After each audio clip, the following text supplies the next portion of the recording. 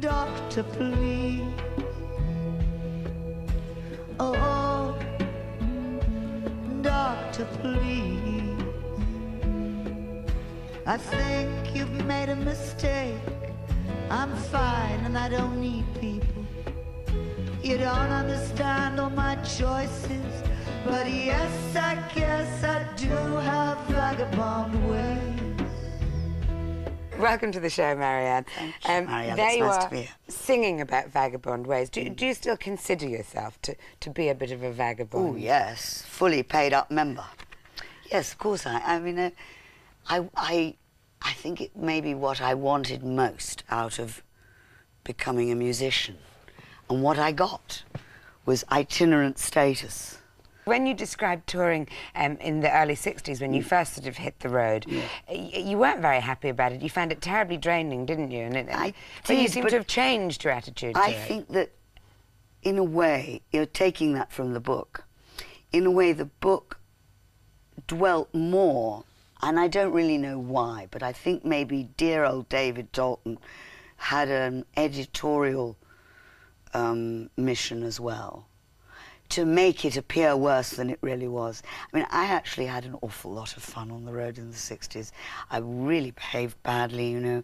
I slept around, I did all sorts of dreadful things, but I had a wonderful time and I loved it. I did lose my nerve, of course, because I got frightened, I thought, because I was still so conditioned from the convent and the whole sort of way I'd been brought up. And I began to believe that I was a really bad girl and I was being promiscuous and something terrible would happen.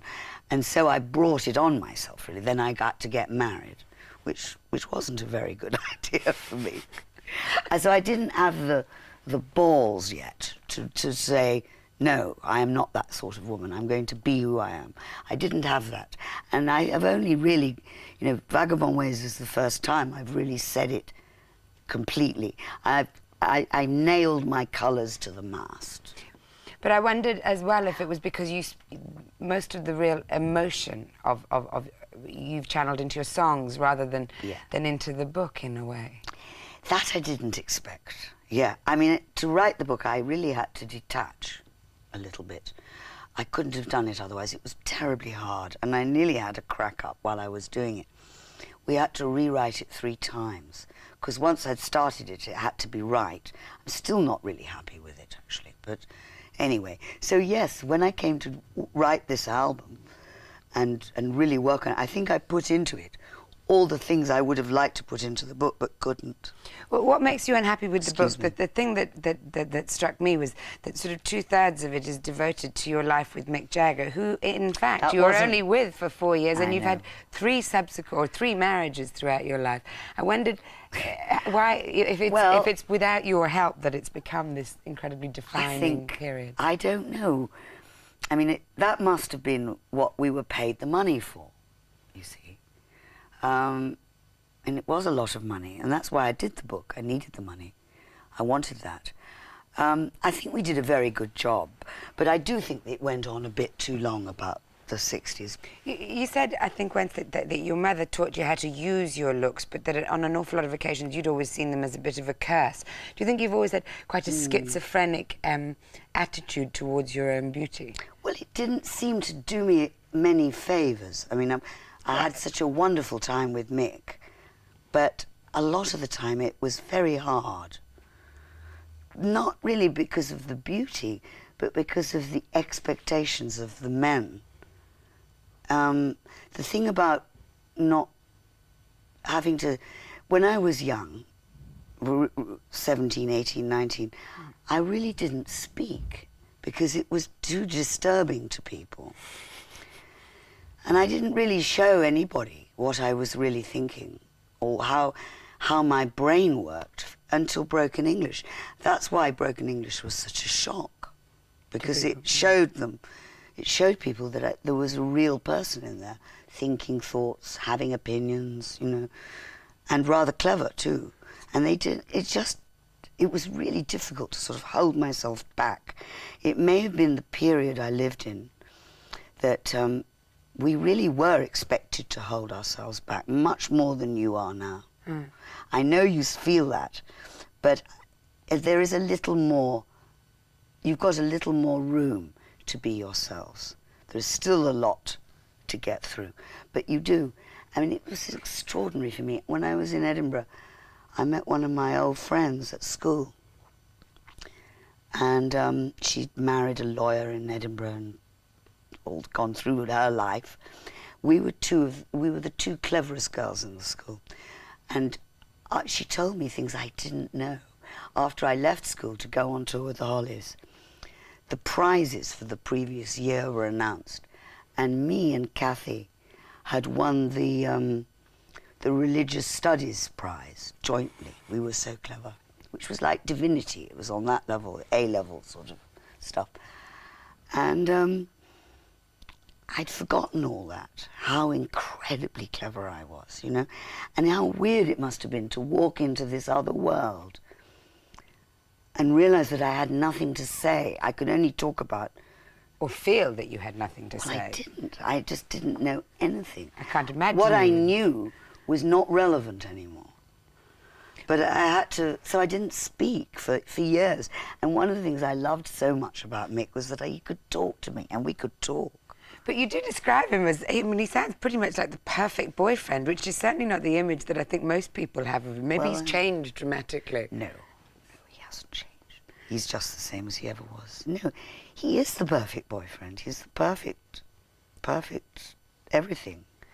The trick with Mick, and I've said this before, and I say it again, is that what should happen is that he should be allowed to have his marriage and his children and all those things that he wants, and his respectability and his home life, and have his girlfriends. Then he'd be fine. Well, I'm sure he'd be deliriously happy. Yeah. But didn't you describe Jerry as very similar to you but grateful? That's a bit cruel. I really appreciate Jerry now. I think she's a good old thing. You've become a sort of role model for a lot of well-known contemporary women, from Kate Moss to Courtney Love to Sinead O'Connor. I think they're all kind of doing rather well, actually. I'm rather pleased with them. But what kind of role model do you think that you are to them? What is it, do you think, that fascinates them about Well, I you? obviously don't really know. You know, how could I tell that? I don't think it's what could be perceived. I mean, being my friend doesn't mean that you have to drink a lot and take a lot of drugs and sleep around a lot. That could be perceived as what it means, but it doesn't have to. I mean, that's not really what my life has ended up being all about at all. It's about working very hard, being rather disciplined, in fact. And survival. And getting through. And understanding it. Understanding what you're doing. If you're going to go out and sleep around a lot or take a lot of drugs, then understand it. Don't do it unconsciously, like a fool. You also said that... Which I did. But then you wouldn't be the woman you are today, and you wouldn't be this fountain of knowledge. I'm just saying what everybody my age has always said to younger people. I never thought I would, but I'm saying, don't do what I did. Do as I say. A journalist recently reading up on your life came across an obituary that was written for you. I think it was, 1972. Yeah. Which seems a bit premature. But why do you think that you have... There must be quite a lot of them now. I mean, they've been hoping for years that I would croak soon. But why do you think that you've managed to defy them? I mean, why do you think that you were a survivor where others weren't? Because you really have. You've been through more than most of us will go through in 20 lifetimes, had we. I don't know, and I can't really claim any particular brilliance about it, you know. Of course, I'm very, very stubborn, and naturally, once I realise what the game is, I will do my best to outwit everybody. But I think it really has to be put down to a lot of luck. You know, the whole thing in Australia really could have ended very different. When you tried to commit suicide? And I'm really glad that it didn't end like that. I really am.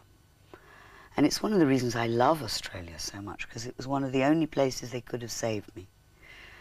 And I'm so glad. And I mean, now when I look at my life, and Nicholas and Carol and Oscar and George and... Your grandchildren? Yeah, and all my friends. I mean, my mum and dad have gone now, but I still feel them. You know, they gave me so much.